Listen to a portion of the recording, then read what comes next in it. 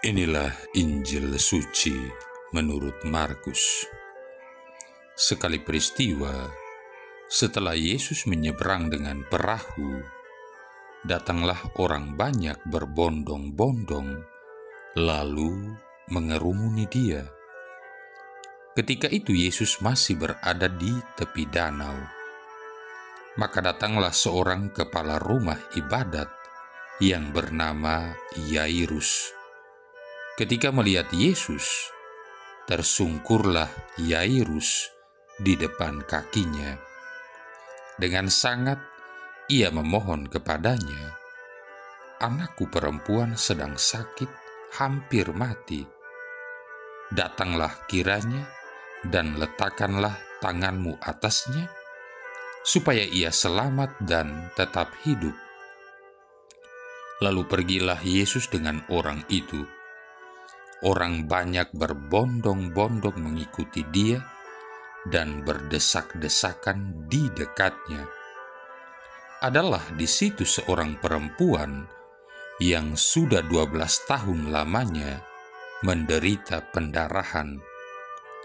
Ia telah berulang-ulang diobati oleh berbagai tabib sampai habislah semua yang ada padanya. Namun sama sekali tidak ada faedahnya. Malah sebaliknya, keadaannya makin memburuk. Dia sudah mendengar berita-berita tentang Yesus. Maka di tengah-tengah orang banyak itu, ia mendekati Yesus dari belakang dan menjamah jubahnya. Sebab katanya, "Asal ku jamah saja jubahnya, aku akan sembuh." Sungguh, seketika itu juga berhentilah pendarahannya, dan ia merasa badannya sudah sembuh dari penyakit itu. Pada ketika itu juga Yesus mengetahui bahwa ada tenaga yang keluar dari dirinya. Maka ia berpaling di tengah orang banyak itu dan bertanya, "Siapa yang menjamah jubahku?" Murid-muridnya menjawab, "Engkau melihat sendiri bagaimana orang-orang ini berdesak-desakan dekatmu. Bagaimana mungkin engkau bertanya, 'Siapa yang menjamah aku?'" Lalu Yesus memandang sekelilingnya untuk melihat siapa yang telah melakukan hal itu. Maka perempuan tadi menjadi takut dan gemetar sejak ia mengetahui apa yang telah terjadi atas dirinya. Maka ia tampil dan tersungkur di depan Yesus. Dengan tulus ia memberitahukan segala sesuatu kepada Yesus. Maka kata Yesus kepada perempuan itu, "Hai anakku, imanmu telah menyelamatkan engkau. Pergilah dengan selamat dan sembuhlah dari penyakitmu." Ketika Yesus masih berbicara, datanglah orang dari keluarga kepala rumah ibadat itu dan berkata, "Anakmu sudah mati. Apa perlunya lagi engkau menyusahkan guru?" Tetapi Yesus tidak menghiraukan perkataan mereka dan berkata kepada kepala rumah ibadat, "Jangan takut, percaya saja." Lalu Yesus tidak memperbolehkan seorang pun ikut serta, kecuali Petrus, Yakobus, dan Yohanes saudara Yakobus. Dan tibalah mereka di rumah kepala rumah ibadat, dan di sana Yesus melihat orang-orang ribut, menangis dan meratap dengan suara nyaring. Sesudah masuk, Yesus berkata kepada orang-orang itu, "Mengapa kamu ribut dan menangis? Anak ini tidak mati, tetapi tidur." Tetapi mereka menertawakan Dia. Maka Yesus menyuruh semua orang itu keluar. Lalu ia membawa ayah dan ibu anak itu dan mereka yang bersama-sama dengan Yesus masuk ke dalam kamar itu. Lalu dipegangnya tangan anak itu, katanya, "Talita kum," yang berarti, "Hai anak, aku berkata kepadamu, bangunlah." Seketika itu juga anak itu bangkit berdiri dan berjalan, sebab umurnya sudah 12 tahun. Semua orang yang hadir sangat takjub. Dengan sangat Yesus berpesan kepada mereka supaya jangan seorang pun mengetahui hal itu. Lalu ia menyuruh mereka memberi anak itu makan. Demikianlah sabda Tuhan. Saudara-saudari yang terkasih, jangan takut, percaya saja. Markus bab 5 ayat 36. Markus menulis narasi ini untuk memperdalam iman umat Kristiani perdana, guna mempersiapkan mereka menghadapi pengejaran dan penganiayaan dan menolak godaan. Markus juga memikirkan kita semua karena pusat perhatiannya adalah kerajaan Allah. Perumpamaan-perumpamaan Yesus dan penyembuhan-penyembuhannya mengantisipasi seperti apa dan bagaimana kerajaan Allah itu. Jadi, siapa saja yang ingin memahami kerajaan Allah haruslah melihat diri Yesus, Sang Penyembuh dan Guru, juga Dia yang disalibkan, wafat, dan bangkit dari antara orang mati. Misi sesungguhnya dari Mesias menjadi jelas hanya dengan kematian Yesus dan kebangkitannya serta perutusan Roh Kudus.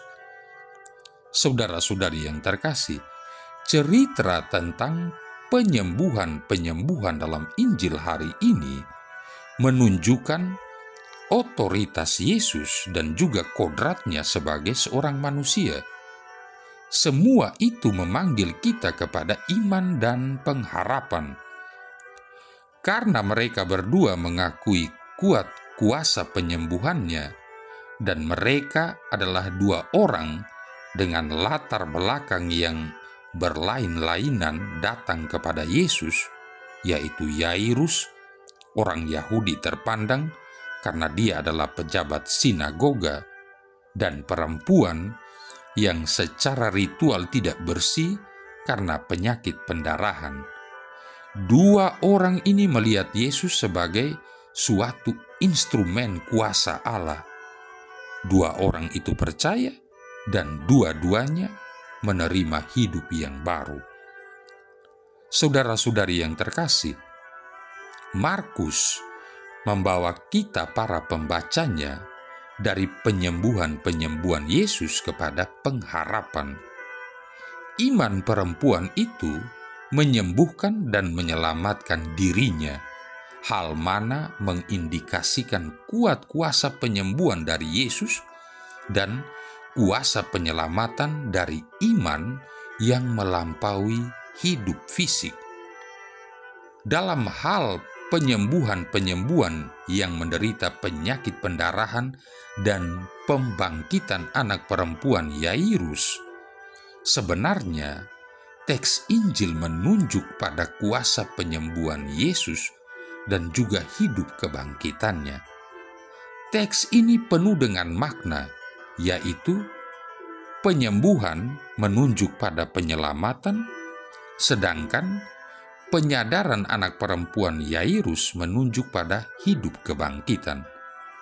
Hal ini menantang kita sekalian untuk merangkul Yesus sebagai Dia yang melayani kita di dalam kerajaan Allah.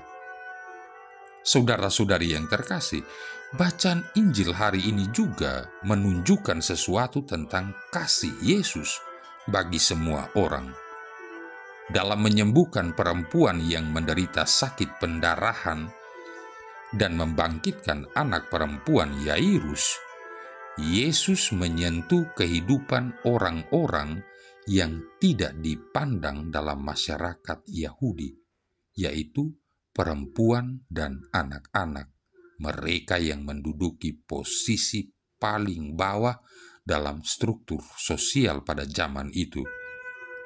Dalam menyentuh orang yang memiliki kuasa seperti pejabat sinagoga dan orang-orang kecil seperti perempuan dan anak-anak, Yesus menunjukkan bahwa siapapun kita ini, Dia ingin menyentuh hidup kita.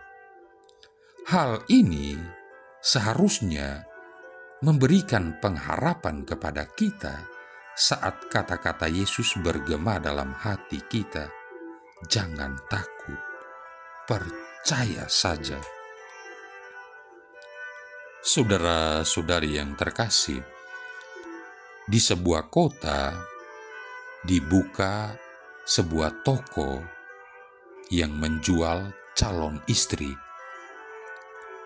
Para pria dapat memilih calon istrinya di toko tersebut. Namun, untuk boleh masuk ke toko tersebut, ada satu peringatan yang wajib diindahkan oleh setiap pengunjung.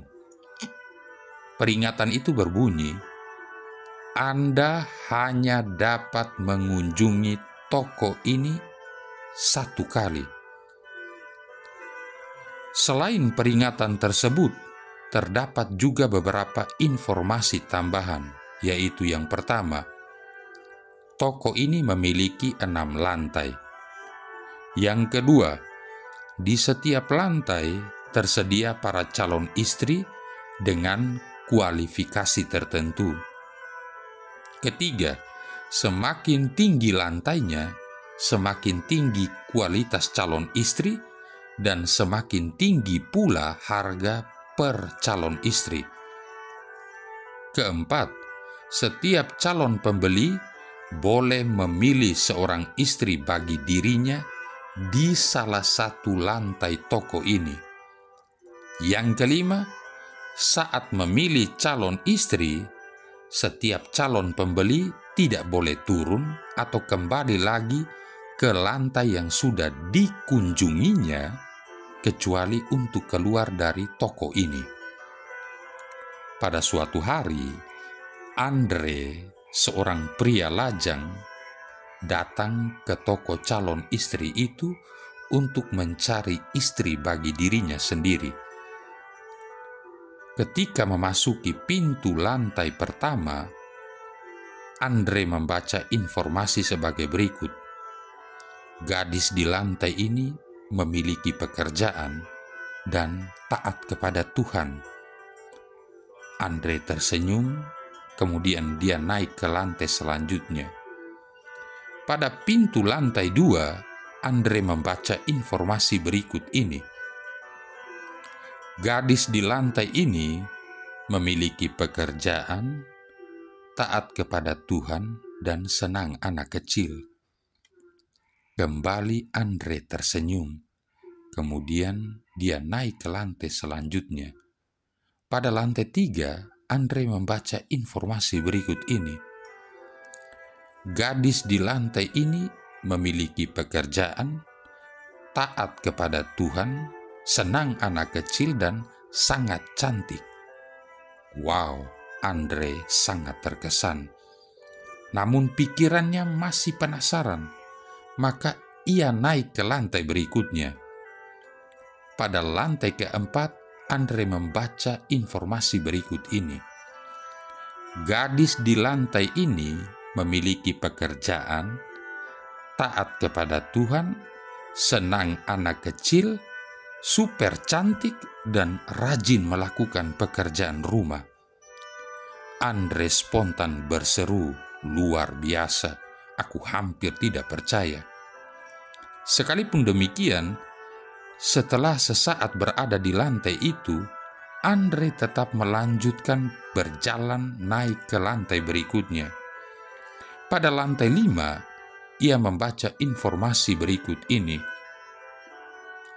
Gadis di lantai ini memiliki pekerjaan, taat pada Tuhan, senang anak kecil, super cantik, rajin melakukan pekerjaan rumah, dan romantis abis.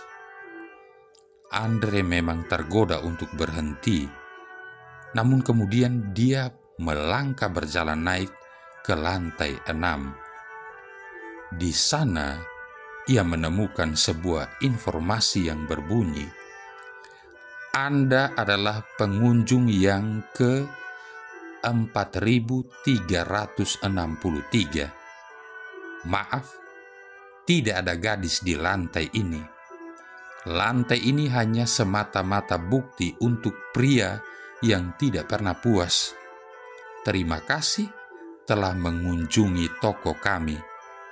Hati-hati ketika keluar toko, dan semoga hari ini menjadi hari yang indah bagi Anda. Tertanda manajemen toko. Saudara-saudari yang terkasih, kita tidak bisa menemukan seseorang yang sempurna, tetapi kita bisa mencintai seseorang yang kita miliki dengan cinta yang sempurna. Marilah berdoa. Allah Bapa Maha Penyayang, Engkau menghendaki kami sehat dari kejahatan dan balas dendam, serta mengutus putramu sebagai pembawa damai.